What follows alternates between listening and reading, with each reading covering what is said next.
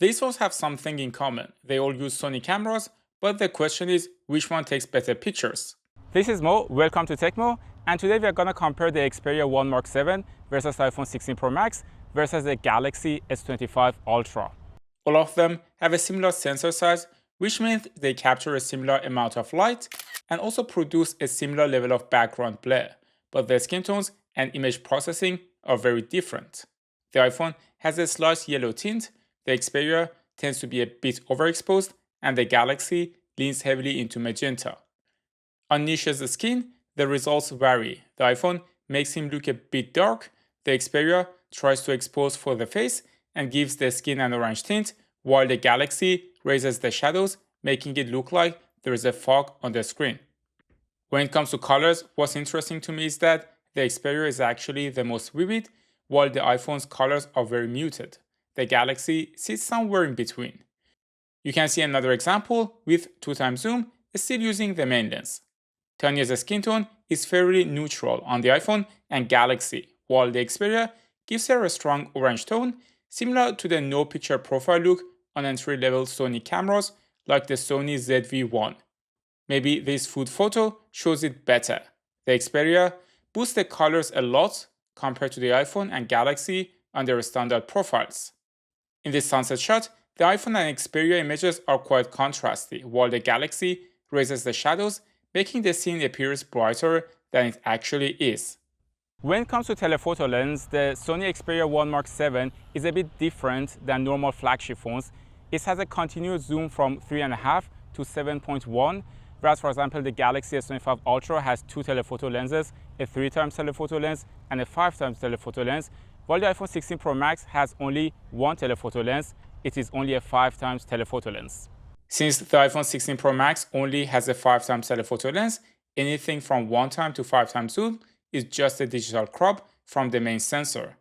In contrast, the Galaxy switches to its first telephoto lens between 3x and 5x, and the Xperia uses its variable telephoto lens from 3.5x to 7.1x. So anything above 3.5x on the Xperia is not cropped.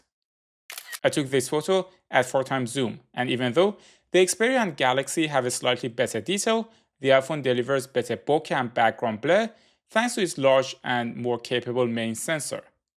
When switching to 5x zoom, the iPhone activates the telephoto lens.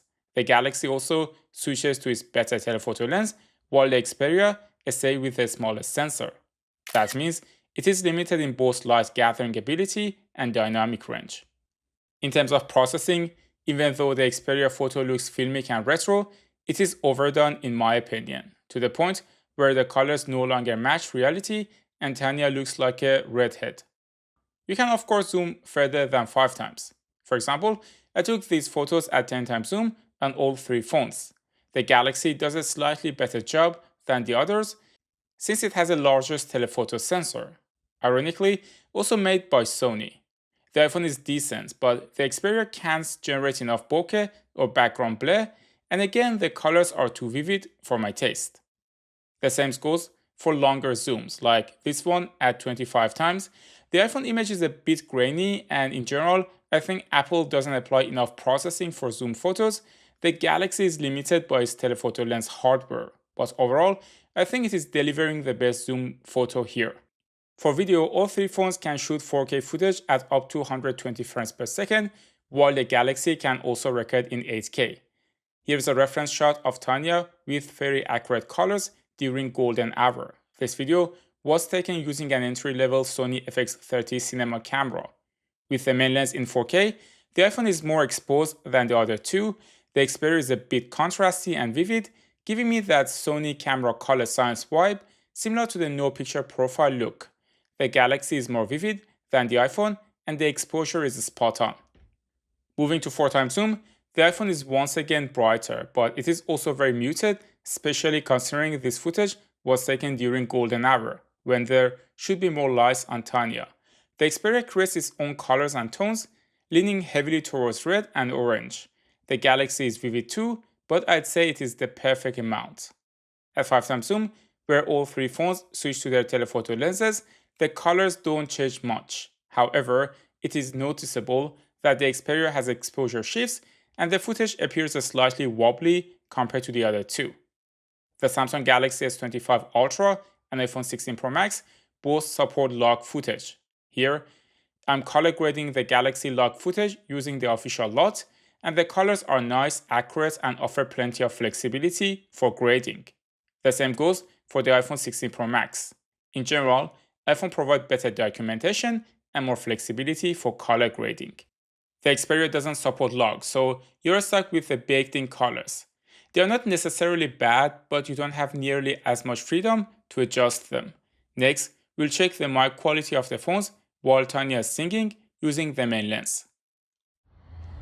El muchacho con los ojos tristes vive solo y necesita amor, como el aire necesita verme, como el sol lo necesito yo. El muchacho de los ojos tristes ha encontrado al fin una razón para hacer que su mirada ría con mis besos y mi gran amor.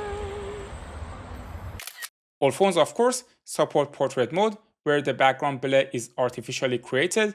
In this photo of Tanya, even though the processing is better on the iPhone and Galaxy, especially when you look at the hair, there's something about the Xperia's bokeh that looks more DSLR or mirrorless-like, and I low-key prefer it. In these photos of Nish, especially like the ones from the Xperia, even though the skin tone is maybe a bit too orange and not entirely accurate. We talk a lot about colors, and it is important to note that all the photos so far were taken with a standard profile, but the Galaxy, for example, has a new color system that lets you define your own color style and processing.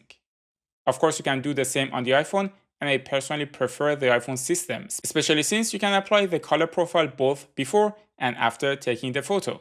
I really like a few of the built-in profiles. On the Xperia, the choices are a bit more limited, but there is one profile I particularly like, and that's the film profile. Here I took photos using different profiles so you can get a sense of how they look. But of course, it always makes more sense to do the main comparisons using the standard profile, since most people don't change the default settings when taking pictures. For the selfie camera, the iPhone has the widest field of view, and I'd say it also processes the photos the best. The Xperia selfie is a bit light, but the processing is decent. The Galaxy struggled with lens flare in this particular shot. One thing about the Xperia telephoto lens is that it is also very capable of taking macro shots, and as you can see here, it is a head and shoulders above the other two phones. Also, sometimes, no matter how hard I try, the iPhone just can't focus on the subject. And no, I wasn't accidentally switched to another lens here. I really tried to get it to focus correctly. For night photos, since all three phones have similar main sensor sizes, the optical quality isn't massively different. That said, in this case, I actually prefer the Xperia's processing. Same here, even though the Xperia is a bit more vivid, I think it exposes the scene better overall. But things fall apart when it comes to the telephoto lens on the Xperia. Even though the camera shows it's focusing on Nish's face, it is not actually in focus, and even when the focus is right, the image still turns out rather disappointing. The same goes for this shot. It seems the iPhone and Galaxy handle it much better. On the other hand, the Xperia has a larger ultra-wide sensor compared to the other two, that's clearly visible in low-light shots like this, where you get noticeably more detail. Even in daylight, the Xperia's ultra-wide shots are better, thanks to the larger sensor, which gives you better optical quality and more dynamic range. For example, you will see less banding in the sky. For low-light video, the Galaxy does a solid job using the main lens. The footage is well balanced and correctly exposed. The Xperia exposes more, making it look like the video was shot during the daytime. Like I mentioned before, it reminds me a lot of how the Sony ZV-1 handles low light, so I wouldn't be surprised if the video processing is inspired by that camera line. The iPhone is also well balanced and properly exposed, but in this specific clip, there is a slight magenta tint, especially noticeable on Tanya's face. The Xperia and iPhone also offer physical buttons for photography and videography, which can be really handy for creators. The Xperia 1 Mark 7 has a shutter button like all the Xperias before. You can also do a half shutter to focus on the subject. The iPhone 16 Pro Max also added a shutter button, but there's a difference. When you actually want to press it hard, you see the phone shakes a little bit and it makes the photo blurry if you're in a low light situation. Overall, the Xperia has a very unique style for processing. Its main camera offers similar optical quality to that the iPhone and Galaxy, and its ultra-wide lens is actually more capable than both. But when it comes to the telephoto lens, the continuous zoom doesn't provide a real advantage over the Galaxy or iPhone. In the end, it is important to remember that the Xperia's software is developed by a small team at Sony. It is tough for them to compete with more established brands like Samsung and Apple, especially given the lower production volume. If you enjoyed this video and want to see a more detailed comparison between the Xperia 1 Mark 7 and Galaxy S25 Ultra, watch this video next. Thanks for tuning in to Tecmo, and I will see you in the next one.